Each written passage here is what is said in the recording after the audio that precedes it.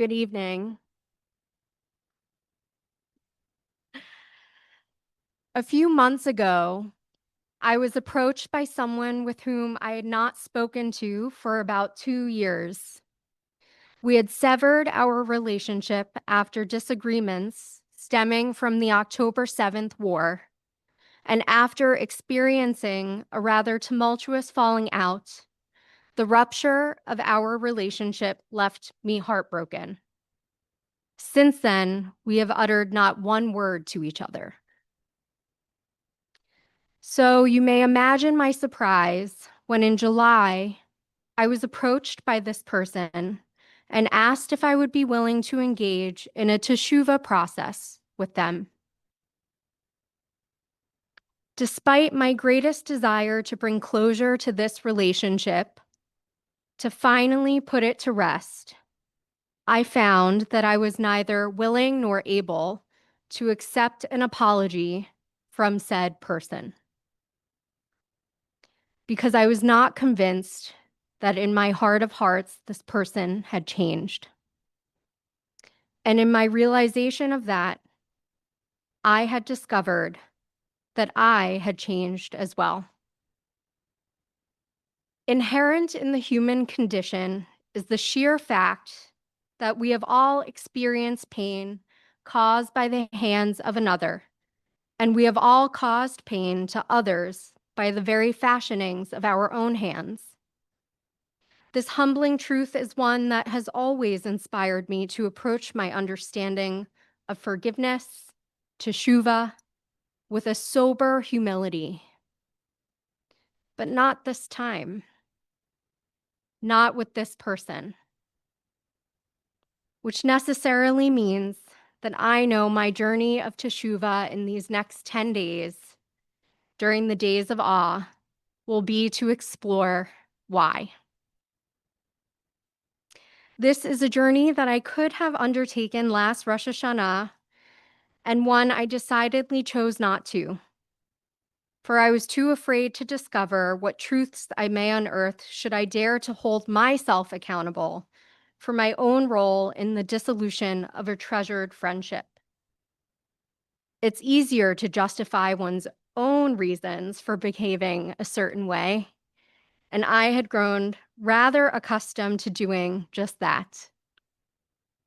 But our tradition, and this holiday in particular, demands more of me. It demands more of us. In his book, This Is Real and You Are Completely Unprepared, Rabbi Alan Luce speaks of these next 10 days of return, Aseret Yamei Teshuvah, as those amongst some of the hardest days we will experience during our entire year. As we enter this space through the gates of Rosh Hashanah, we are faced with a decision to make. Will we choose to do the hard thing, to look in the mirror and not only see the parts of ourselves that we wish were different, but actually vow ourselves to changing those parts? In other words, will we choose to be brave? Or will we choose to be complacent? Complacent in holding on to the anger, the fear, the boredom that graces our lives, because that is a safe choice, the predictable choice. That is the choice that promises something we know, even if it is something we do not altogether like. When I think about the days of awe, a part of me is drawn to the allure of the dramatic portrayals of self-discovery that we often find on the big screen. Eat, pray, love moments of struggle and revelation born through the hopping on a jet plane, the flying to the unknown, and finding oneself through eating lots and lots of pizza. That is what I first envisioned when I read Lou's book. But in the decade plus years since I first picked up the hardcover, I have realized that this process of self-discovery, of introspection, and of change requires a bravery much different from the portrayals that we see in the heroes' journeys of comic books and rom-coms. The process itself is largely messy, unsexy, and intimately private. It does not exist in the large overtures of moving halfway around the world, but rather in bravery of a different kind.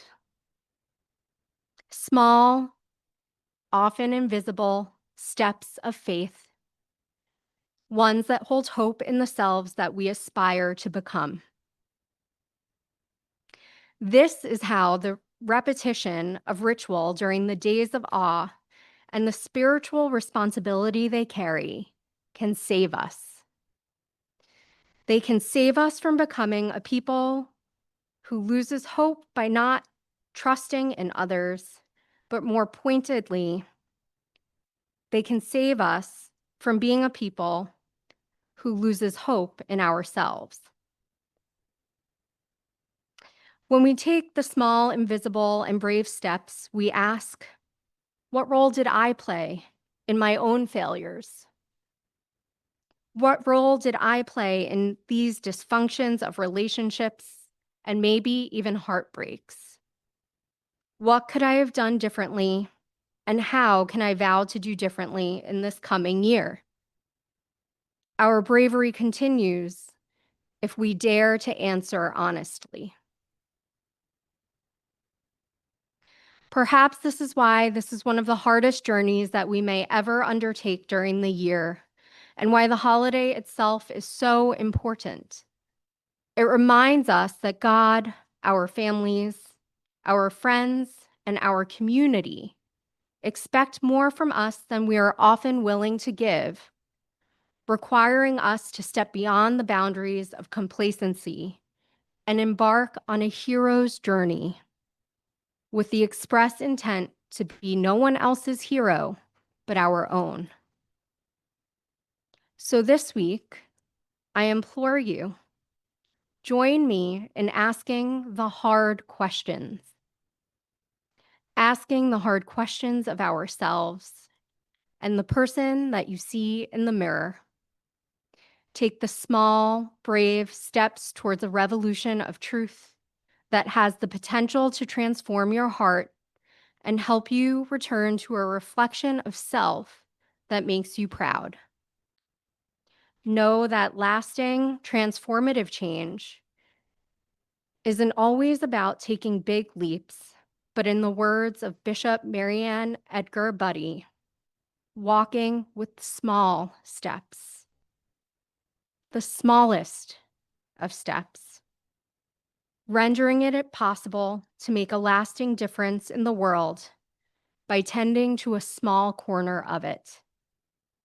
Maybe right now, that small corner can be you. Shana Tova.